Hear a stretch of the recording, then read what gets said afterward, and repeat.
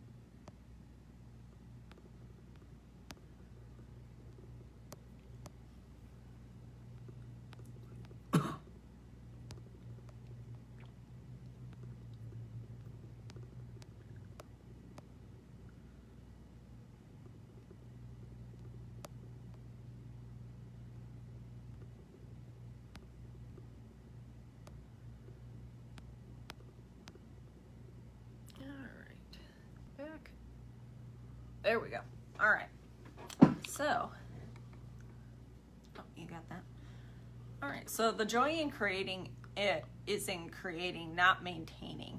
So characteristics of creative thinkers are creative thinkers value ideas. Creativity is about having ideas and lots and lots of them. Creative thinkers explore options. So exploring multiple possibilities helps you stimulate your imagination. Finding more options provide the key to finding the best answer and not just a answer. Because some people just want to find the shortcut, but it may not be the best way to go about it. So anyone can point out a problem, but only people who think well can present possible solutions. Hello, Dad. My mouse broke this morning and I'm on an old computer, so I'm having to click down rather than scroll down. Anywho, creative thinkers embrace how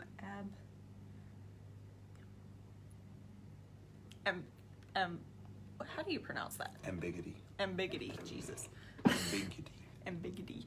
All right, we got that. So creative people don't feel the need to stamp out uncertainty.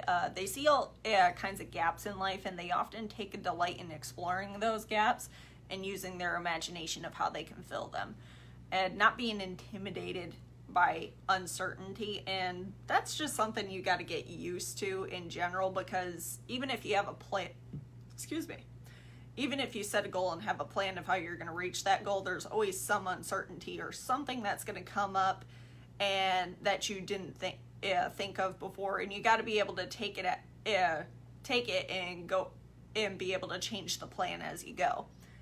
And I found the more creative that you are, the easier it is to do that, because you're like, oh, okay, well, we can fix this. Creative thinkers celebrate the offbeat. So creative people often come across as a little odd, and they never really seem to follow the path that everybody else is following. So I don't know if you ever have known people in your life where you're just like, that person just seems a little off, and not in like a spooky weird way, but they're just weird. This is very common for artists, musicians, but you get the gist. But they always seem to come off as a little odd. And the reality is you kind of have to be a little weird in order to think creatively, because these are the people who are weird seem to be the people that can think outside the box. Creative thinkers connect and the unconnected. So Tim Hayson says creativity is especially expressed in the ability to make connections. So to make associations, to turn things around and express them in a new way. So John has, whoops, I went too far.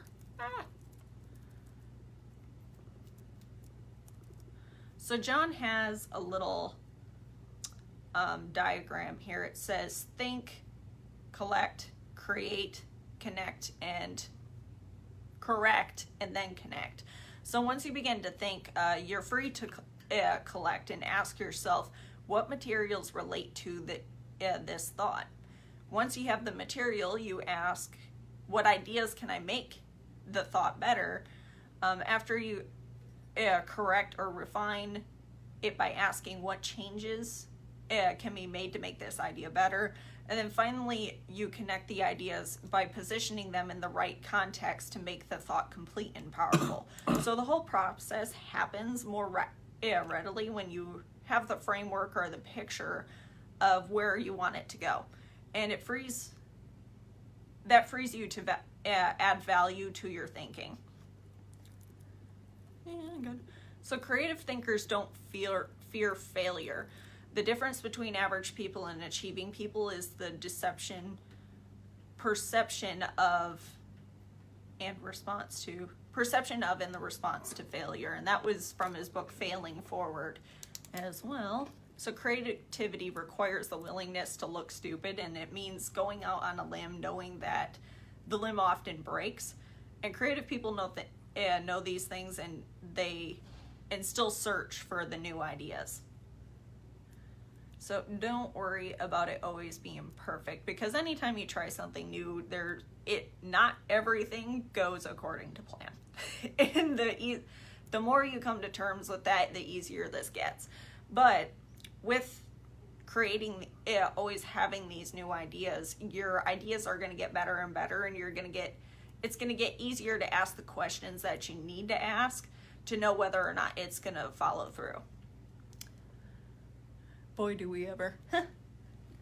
So why should you discover the joy of creative thinking? So number one, creative thinking adds value to everything. So creativity is being able to see what everybody else has seen and think what nobody else has thought, so that you could do what nobody else has done. Number two, creative thinking compounds. So creative thinking builds on itself and increases the creativity of the thinker. Create the environment for creative thinking. When you have a place where that is your time of where you're going to sit and when you're going to come up with the ideas are going to come. But the problem is most people, they don't set aside time to really explore different options, and it's just decisions that get made on a dime, and they're like, okay, well, that's what I'm going to work with. Creative thinking draws people to you and your ideas. Yeah, that's true. I was just trying to think there are a couple of people where the people with all the ideas, there's something that draws people to them. Again, these are people with high energy usually, and people are just drawn to it because once they have that idea, and they get they get the process rolling, they seem to be able to draw people to them because it's so different that people seem to be like, oh, okay. Well, people usually deny it at first. They're like, that's not going to work. And then once it starts working, then other people start catching on, and then other people start seeing what's happening, and then they come in. Nice. 4, creative thinking helps you learn more. So creativity is teachability. So it's seeing more solutions than problems, and the greater the quantity. Yeah. The greater the quantity of thoughts, the greater the chance of learning something new. Number 5. Whoops. There we go. Creative thinking challenges the status quo. So the status quo and creativity are incompatible. Creativity and innovation always work hand in hand. So how to discover the joy of creative thinking? Number 1, remove creativity killers. Eliminate attitudes that devalue creative thinking. Sometimes those are people that you need to distance yourself from. Other times it's things that you're saying to yourself, like saying, I'm not a creative person. follow the rules, don't ask questions, don't be different, stay within the lines. There's only one way to do this. And it's just, and usually that's a self-esteem thing, is people don't think that they have the ability to do what's necessary to do this, and they just think that, like, oh, I'm just not, so I'm not going to work on it. But the problem is you could develop this skill. If you don't have it, it's just going to take time. So if you think you have a great idea, don't let anybody talk you out of it, even if it sounds foolish. You can do something new and exciting if you force yourself to stay in the same. You can't do something new and exciting if you force yourself to stay in the same old rut. Number 2, creativity by asking the right questions. So the uncreative mind can spot wrong answers, but it takes a creative mind to spot the wrong questions. So you want to ask yourself questions like these. Why must it be done this way? What is the root problem? What are underlying issues? What does this remind me of? What is the opposite of this idea? What metaphor or symbol helps you explain it? Why is it important? What's the hardest or most expensive way to do it? Who has a different perspective on this, and what happens if I don't do it at all? So if you want to think creatively, you must ask good questions, and you must challenge the process. Ooh, excuse me. All right. Number 3, develop a creative environment. Oh my goodness, that just jumped all over the place. Hold on. This is why I like having my mouse on this computer. Now I need to go buy a new one. Anywho, develop a creative environment. So a creative environment really has these things in it. It encourages creativity. Who are the people that you have in your environment? Are they encouraging you, or are they trying to set you back? Places high value on trust among team members and individuality. So, mystery writer Rita Brown observes, creativity comes from trust, and trust your instincts, and never hope for more than you work. And in the creative process, truth comes from the fact that people working together want the best for the organization and for each other. Your environment also needs to embrace those who are creative. Focus on the initiative, not just the... Oh, that's why I have a big smudge on my glasses. That's why I can't see right. I was like, is my vision just blurry this morning? What the heck? Okay, that's better. Oh, good. Now I can see. So, all right. So,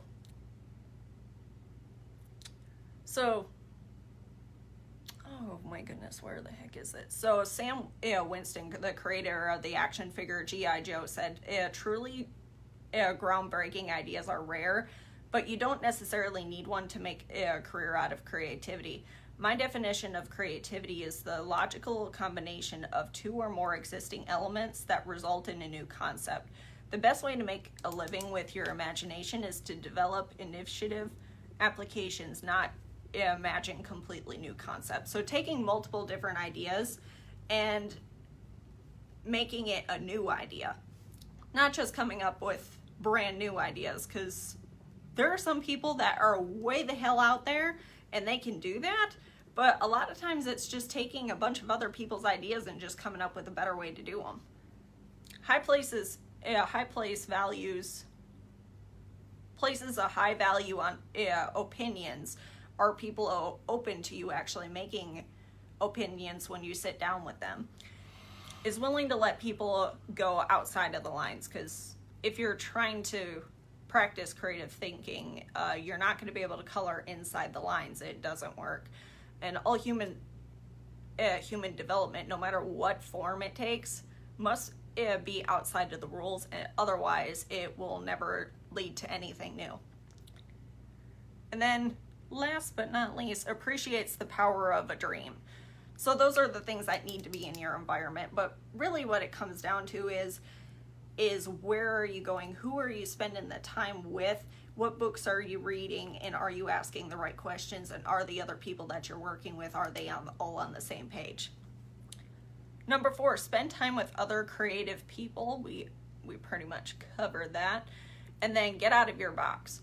The most effective way to help yourself get out of the box is to expose yourself to new things. Go travel, read books, learn about different cultures, learn about different people. The more you know, the easier it is to connect with other people, and it really broadens your perspective. So with that is what I have for this chapter today. What book are you reading? We are reading Thinking for a Change by John Maxwell. So with that's what I have for this chapter today. Jeff, do you have any comments, and what did you get out of this chapter? Yeah, I mean, the big thing is again, this is supposed to be about MLM, like how you're building, what you're doing. And the two main things is creativity and contacting, finding new ways to get in front of people. Because it's a constant game of getting in front of people, and not just getting in front of people, but getting in front of the right people.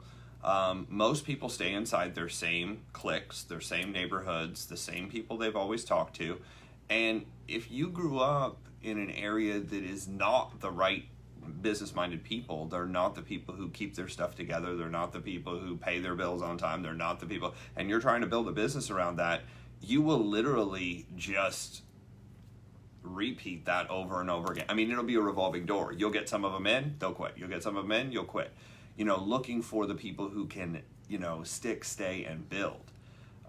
It took me a while to figure that out, and it was really creativity. The creativity is I finally realized I was the one who needed to think differently, change, and you've got to start in a new environment. I couldn't hang out with the people that I used to hang out with, which meant I couldn't hang out in the places I used to hang out with. We like to go to where? We like to go to the places that are comfortable, the places we grew up in. An interesting thing in real estate is basically the people who get in real estate typically will sell in the price range of the house they grew up in. That's typical. It's very hard to break out of that. Why? Because law of familiarity says this is what I'm familiar with, this is what I'm comfortable with, so I stay inside my little box, my little realm. It's known that if you want to sell $400,000 or $500,000 houses, you have to move into a $400,000 or $500,000 house. Now, this is what's interesting. If you want to recruit people who make 6 figures, you have to make 6 figures or more. Meaning, before you get in, it's very difficult to go from 20,000 to 200,000. Because you're doing things, saying things, and relating to people at a $20,000 level. You can hear it in people's language. I can hear it right off the bat. I know if I'm talking to somebody who makes $10 an hour, and I know if I'm talking to somebody who makes over $100,000, a year. You can hear it in their language. You can hear it in the way they answer questions. You can hear it in the way they ask questions, what questions they're asking. So you have to get into the environment. So creative thinking actually helped with that, helped a way around that. Okay, well, how do I make this work up until that point? What to invest your money in first, it's very important. And then creativity and marketing. This is really key. Right now, it's harder to get in front of people. Facebook, Instagram, all of them, really, all the social media platforms. People think that this is the best way to contact people, and I'll tell you, it's not. It's not the best way to contact people. The best way to contact people is in person, still. Even though it's more difficult with everything that's going on, having a conversation with somebody even 6 feet away is better than social media. The problem is how do you get in front of enough people doing that? It's very difficult to do that. So social media would be an alternative. Then you have, paid for leads is another way. So what I did is I had to get creative in finding ways to get in front of people. I've done just about every type of marketing you can think of, from, the 3-foot rule, going out and hunting people. I've been able to do that. I've been able to recruit people. I remember one in particular. There was a lady down here in Indianapolis. I met at Panera Bread. She was sick. Imagine that. She was going to work. She was sick. No mask at all. Well, this was years ago, so nobody cared. But she was going to work sick. She had the flu. I remember seeing her and I was like, hey, are you okay? Like, I mean, she was, her body language just, I was like, you okay? She's like, yeah, I'm just not feeling well.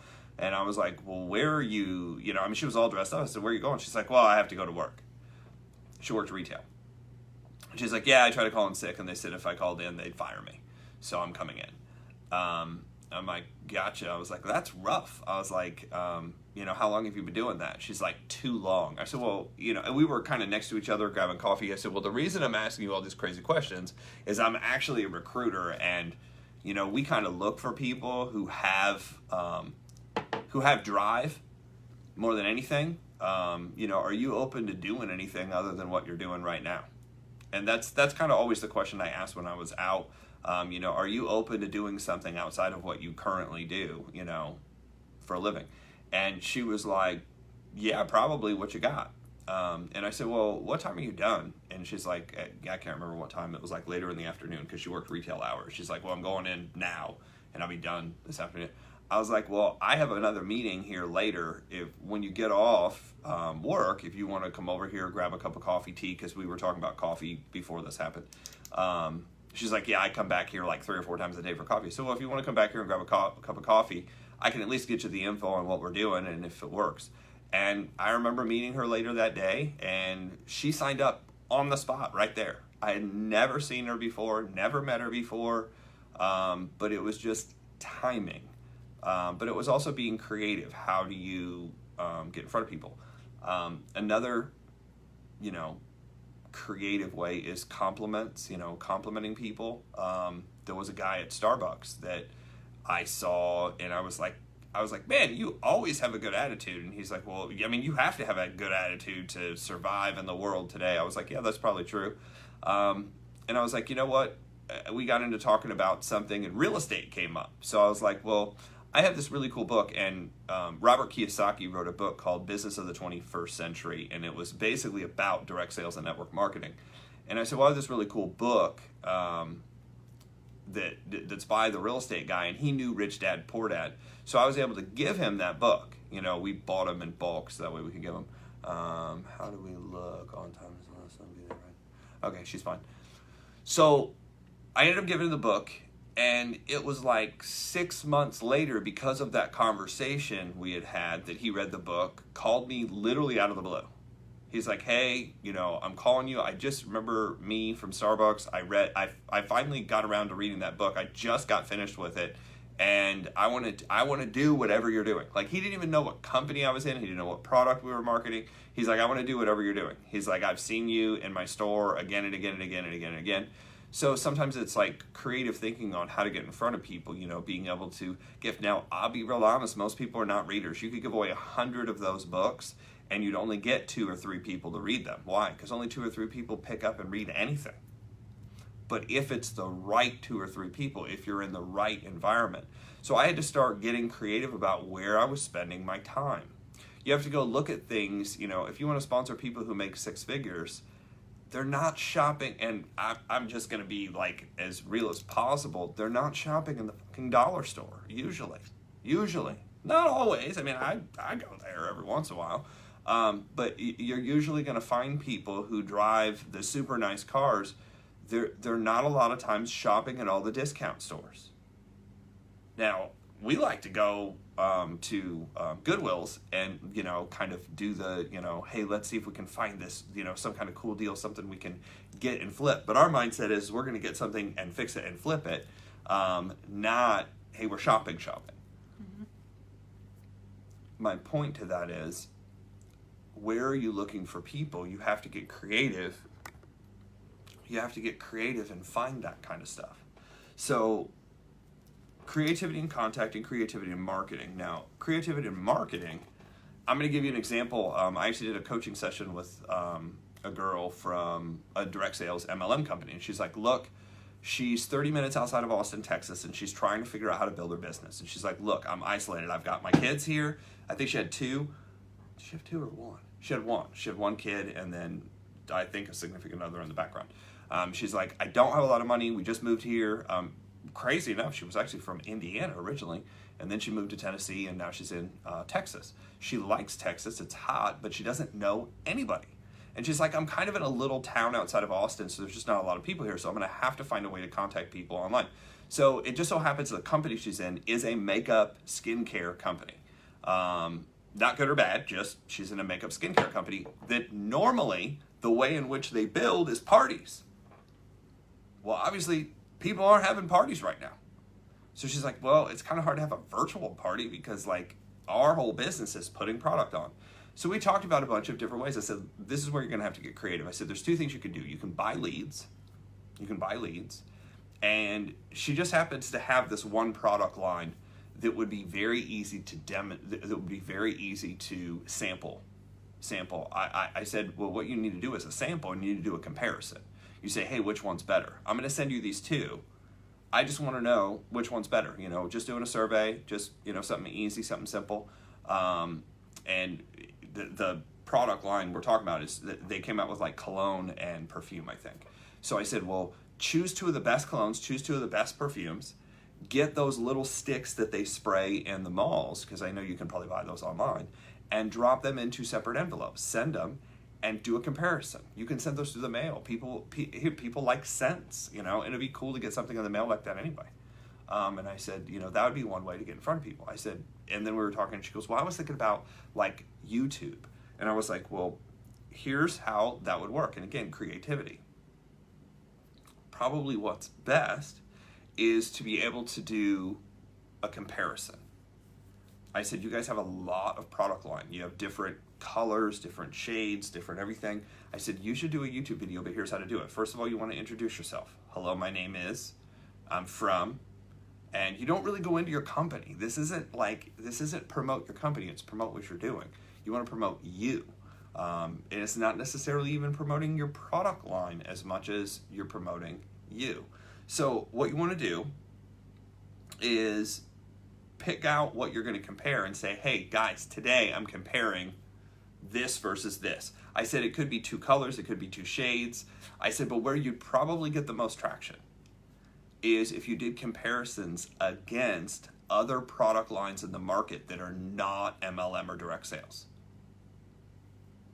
And she's like, wow, that would really work. I said, you know, cut your face in half, not physically, but, you know, draw a line down and do one side with the stuff you sell and one side with the stuff. I said, go to the department store or go to CVS or Walgreens or someplace. I think they have Winn-Dixie down there. I can't remember what the grocery store is, but I said, go find out what people are buying. I said, you'll probably get more traction from stuff that people are buying there because there's so many more people who are buying stuff there. And then at the end of the video, you have a call to action. So you said, how does, you know, Maybelline compare to my brand? How does Lancome compare to my brand? How does Shiseido compare to my brand? You know, these different makeup skincare lines. How does it compare? I'm going to do a comparison on blush, rouge, foundation, lipstick, eye, you know, and do the makeup like in the video. She's like, wow, that's incredible. Like, what a cool thing. So she was like so excited about it. I said, well, first of all, write it out. You have 4 steps. Your name, introduction. You're going to say which one's better. Then you're going to do your conclusion. And I said, the funnier you are about your conclusion, the better you're going to do. I said, if it looks like Elmer's glue and tastes like paste, you know, and she started laughing, and she's like, oh, that's funny because there are products out there like that. I said, yeah, I know. She's like, how do you even know this? I was like, I was in a skincare company. So at the end, then you need a call to action. So it's introduction, question or comparison. Then you have the third is your results or what your thoughts are. And then the last is your call to action. Those are the 4 things to a video.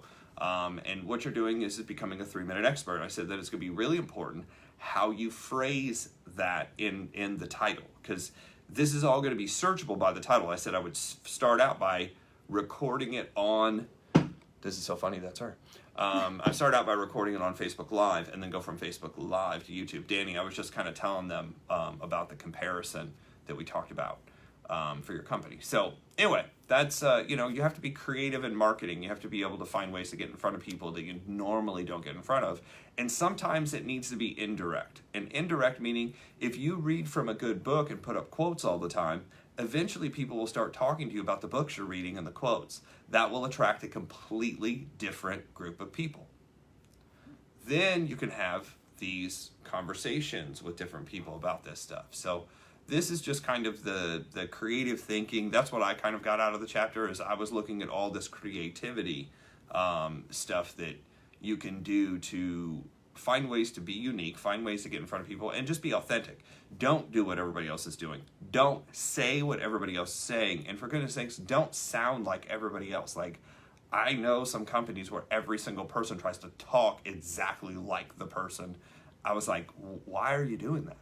I understand duplication and I understand respect, but you're trying to mimic, literally mimic the same person, and it's kind of crazy. But whatever works for you, you know? I mean, if that's how you're being creative, cool. You know, make sure it works for you. If it's not working for you, change it. Mm-hmm. That's what I got. All right. Well, we are going to take the notes from this chapter and we're going to go ahead and post them on the MLM Lunchtime Leadership Show Facebook group. So if you would like those notes, they will be posted on the wall there. Also, this video is going to be uploaded to YouTube, so if you'd like to go follow us on YouTube, you are more than welcome to. So with that, that is what we have for today, and we will see you tomorrow.